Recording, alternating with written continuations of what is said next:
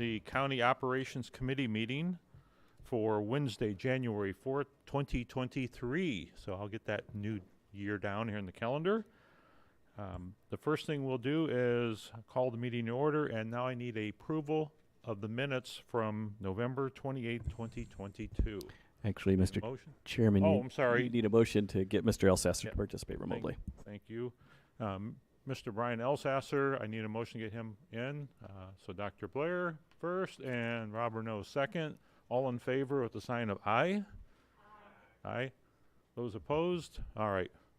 Welcome, Brian. Thanks for joining in. Brian, are you able to hear us? I heard him dial in. Yeah. Okay. Okay. So again, this is a new committee, so I'll kind of start with some opening. New committee, so welcome to the new committee members for operations. Thank you to Mr. Renaud for running this committee the last few years and doing a very fine job.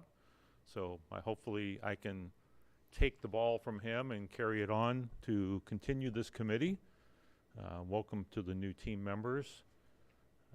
So with that, I ask for a motion to approve the minutes of November 28th, 2022. Sharon is the first and Jennifer with the second. Any changes, updates, corrections, clarifications for the minutes? Okay, seeing none. All in favor with the sign of aye? Aye. Those opposed with a nay? All right, passes unanimously.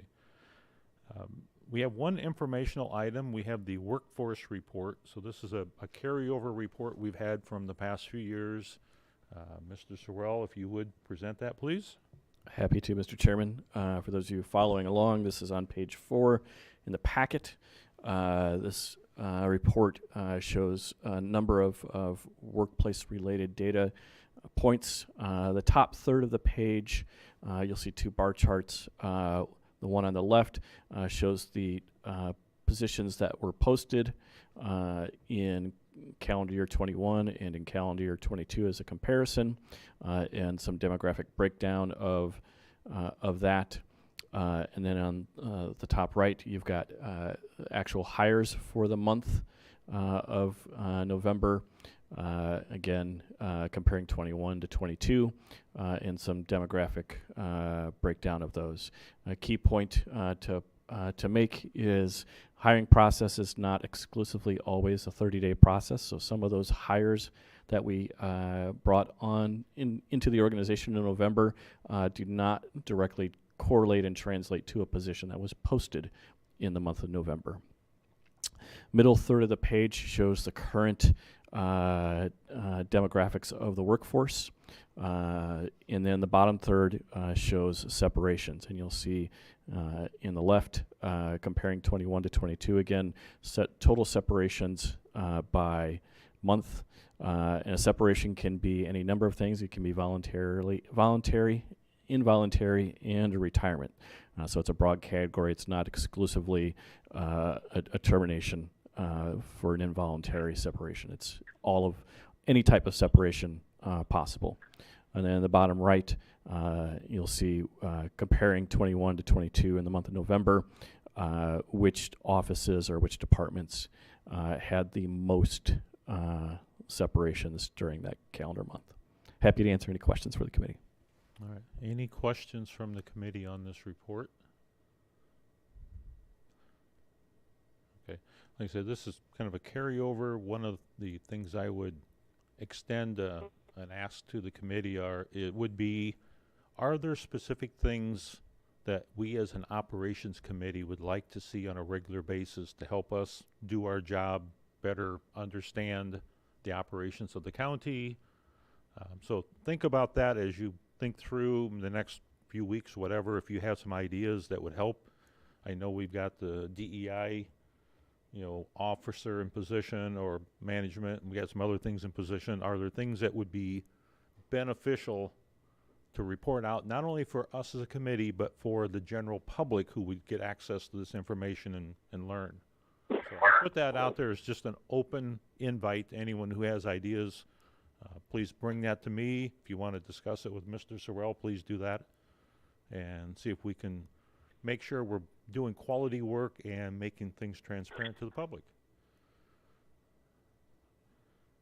With that, that was the only other informational item. We have one committee action item. That's to review the executive session minutes. So I'll turn that over to Jenny. And this is an every 6 months we review the executive minutes. And I know some of you probably sat in committee meetings yesterday, so you went through this, but so I'll ask Jenny to give us the platform here. All right.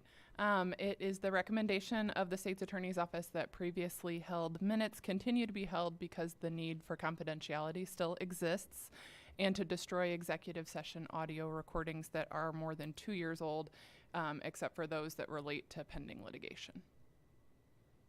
Okay, any questions on that? Seeing none. All in favor of the motion with the sign? Do I need to put a motion? Sorry. I need a motion. I am slipping. That's been a tough year, I guess.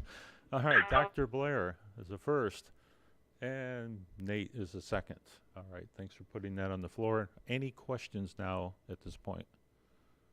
If not, all in favor with the sign of aye. Those opposed with the nay. Passes unanimous. Okay. The next item we have is an executive session, so I need a motion to go into executive session for the topic of labor relations. So I need a first, Jennifer, and Rob Renaud is a second. Yeah, and Brian, for this, we'll have to have you come off the line, so apologize for that. We could. Mr. Chairman, I think we could also mute him so he could not hear the conversation. And then that way, if he wants to stick around for any miscellaneous items after you come back into regular open session, he would still be able to participate in that, unless you want to do miscellaneous before we go into closed session. Yeah, why don't we, let's do miscellaneous now so Mr. Elsasser can depart, not have to hang online. Any topics for miscellaneous? Okay, seeing none. So at this point, we need a vote on going into closed session. All in favor of the sign of aye? Aye. Those opposed? Okay, so now we have approval for closed session. Mr. Elsasser will be off the line, and